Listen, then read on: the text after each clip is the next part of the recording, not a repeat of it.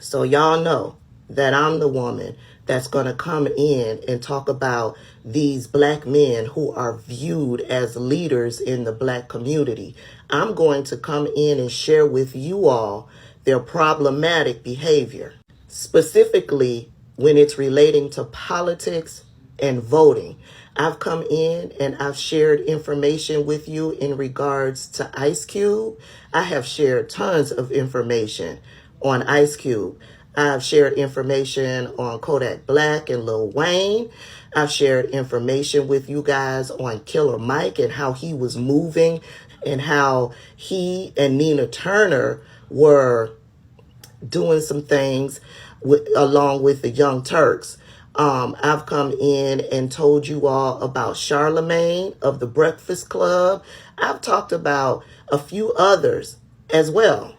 The reason why these individuals are problematic is because it seems that when it comes down to voting, they are put out there to try to sway black people either to vote Republican or to not vote at all.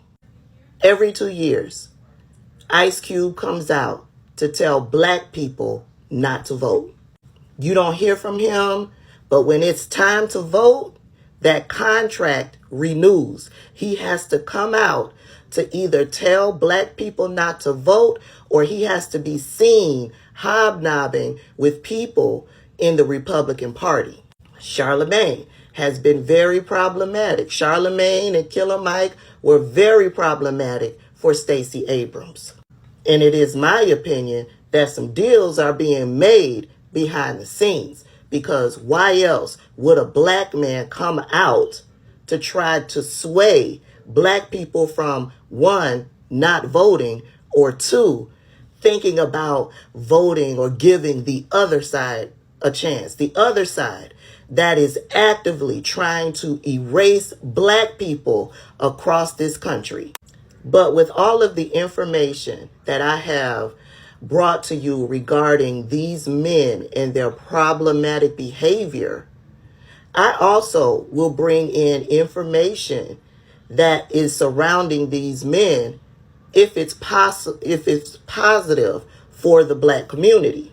The other night, Charlemagne did an interview with Piers Morgan. Yes, the same interview that Ice Cube recently did with Piers Morgan. Ice Cube has been busy. He interviewed with Piers Morgan. He interviewed with Tucker Carlson. Remember the viral video? I shared it here. I don't know if you'll be able to get it because a lot of my videos didn't come back when this account was banned. But he did an interview with Tucker Carlson where they were riding in the back, driving around California. I believe it was South Central. He did that interview with Tucker Carlson, laughing and skinning. Remember the interview he did with Joe Rogan? I also shared that here. Check the videos. Hopefully it's still available. Check the playlist and look for the title that says Traitors to Our Community. Hopefully some of those videos are still available. He also did an interview with Joe Rogan, and he also did an interview with somebody over on Fox News. But anyway, Charlemagne did an interview with Piers Morgan. Here's what he had to say. Biden's claim there in that interview that if you're a black person in America, you should be voting for him. Let's just replay that again, just to remind viewers of this. You got more questions, but I tell you, if you have a problem figuring out whether you're for me or Trump, and you ain't black. Now, what did you make of that when he said that? What was your instinctive reaction? My instinctive reaction was exactly what I said in that moment. Like, it's not about Trump. It's just about me, wanting to, get something for my community. Votes are transactional. We vote for you. You do something for us. And so that's literally where my mind was at. And even with that, you ain't black comment that he made, I think he got that from black people that were around him at the time. And I think that was a granddad joke. Right. But I think what he was trying to say is simply, if you vote for Donald Trump as a black person, you may be voting against your own interests. Right. And what do you think about that? As far as what do I think about what? About what you just said about what people may have thought Biden meant. Do you think that is true? Do you think you're voting against your own interests as a black American if you vote for Trump?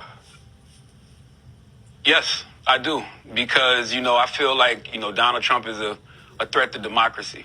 And, when you talk about a country that could be leaning toward fascism because you have people in a party that are leaning toward fascism, as a black person or any minority, I don't think, you would want to live under a fascist regime.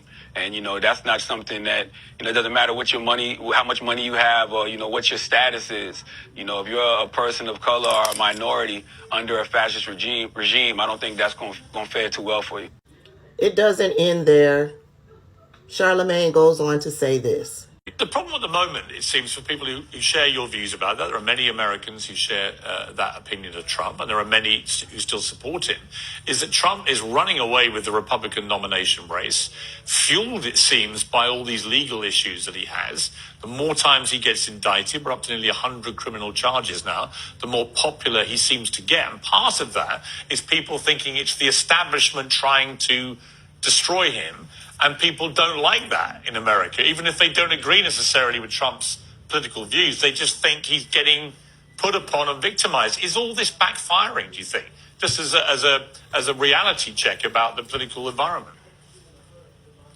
I kind of expected this. I knew that it was an easy call for him to say that it's a witch hunt. I kind of predicted that. If you was listening to, my radio show, The Breakfast Club, and my podcast, The Brilliant Idiots, I was saying that, I could see a lot of this working in his favor now. I don't know how it's going to work in a general election because I think you have a lot of independent voters. I don't know if they'll necessarily, show up for him. And, those hypothetical swing voters who, voted for President Obama one year and then came back and voted for, Trump another year. They might have came back and, voted for President Biden. I don't know if they're necessarily going to show up. But the thing I find interesting about Trump, President Trump, the most is that, you have 91 criminal charges.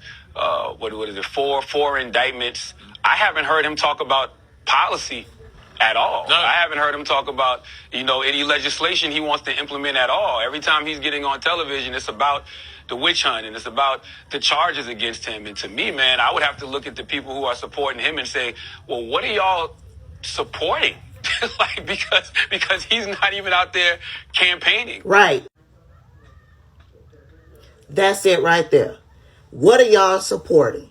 He ain't told y'all nothing about what he plans to do policy-wise. He ain't told y'all nothing about what he plans to do for you as the taxpayer. He ain't said nothing about how he's going to make life better for you. He has not talked about legislation. He ain't talked about no health care. He ain't talked about reducing taxes. He ain't talked about Social Security and Medicare. He ain't talked about infrastructure. He ain't talked about roads. He ain't talked about abortions. He ain't talked about nothing. But the election was stolen from him. And we all know, based on all the evidence that we've seen and the fact that he's facing 91 counts, we all know that is a lie. Listen, if you stayed to the end, thank you.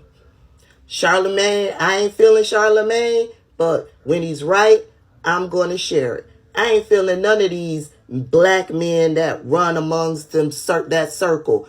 But when they right, I will definitely be bringing it into you.